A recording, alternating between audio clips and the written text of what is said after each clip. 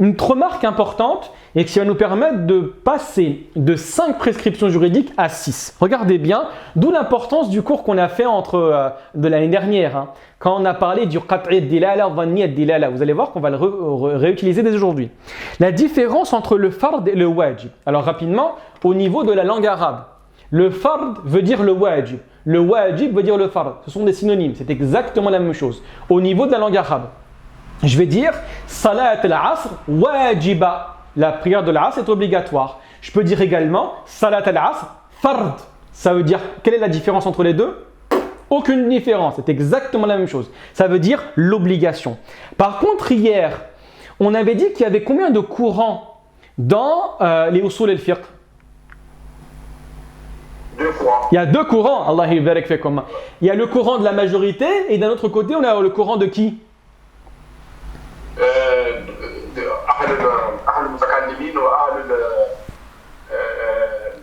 Al-fuqaha. Jamil, Allah yabarak fik, c'est Mohamed, exactement. Donc on a d'un côté les mutakallimin et de l'autre côté les fuqaha, d'accord? Donc d'un côté la majorité c'est le mutakallimin et d'un autre côté c'est les savants hanafites, c'est les fuqaha, d'accord? Regardez la différence qu'ils ont fait. Sur la question du wajib et donc de sa classification, les savants hanafites, donc c'est les fuqaha ou les mutakallimin?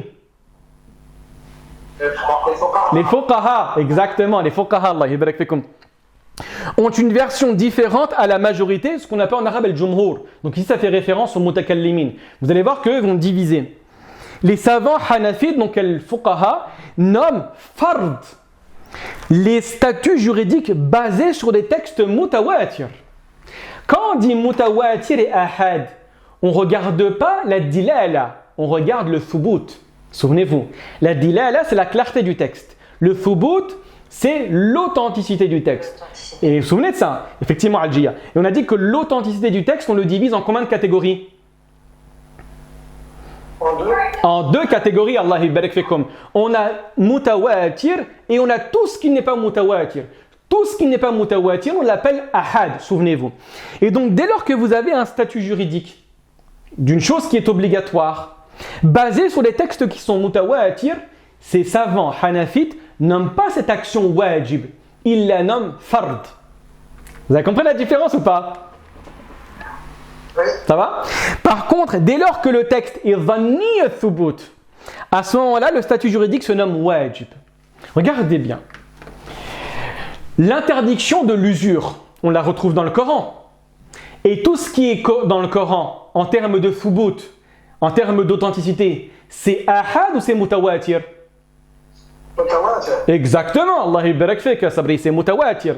Donc l'interdiction de l'usure, les savants hanafites vont l'appeler fard ou ils vont l'appeler wajib? Exactement, c'est un fard de délaisser l'usure. Exactement, Allah yabarak. C'est un fard, ils ne vont pas dire que c'est wajib de délaisser l'usure, ils vont dire que c'est un fard. Très bien. La question de la prière, on la retrouve dans le Coran, bien évidemment, et accomplissez la salat. Les savants hanafites, pour parler de la prière, ils vont dire que c'est un fard ou ils vont dire que c'est un wajib? Que c'est un fard. Exactement, Allah yabarak fikum. Vous avez compris la différence entre les deux? Ça va, ça c'est clair? D'accord? Allah yabarak fikum. Donc, par contre, pour l'école des mutakallimin, eux, ils considèrent que les 2 termes sont des synonymes. Ils vont dire wajib ou fard, ça n'a aucune incidence. Par contre, si tu ouvres un livre, allez hop là, d'accord? J'ouvre un livre de usul al-Jassas par exemple dans le madhab hanafi, et je vois qu'il utilise le terme de fard. Implicitement, ça veut dire quoi? Ça veut dire que l'obligation de cette action est basée sur des textes qui sont mutawatir. Donc indirectement, qu'est-ce qu'il te dit? Il te dit qu'il n'y a pas de débat sur la question. Il te dit que tous les savants sont d'accord pour dire que ceci est un fard. Pourquoi? Parce que c'est basé sur des textes mutawatir. Est-ce que vous avez tous compris? Est-ce que vous êtes tous d'accord avec moi? Oui. C'est clair? Bien sûr. Allah yabarak fikum. On avance du coup.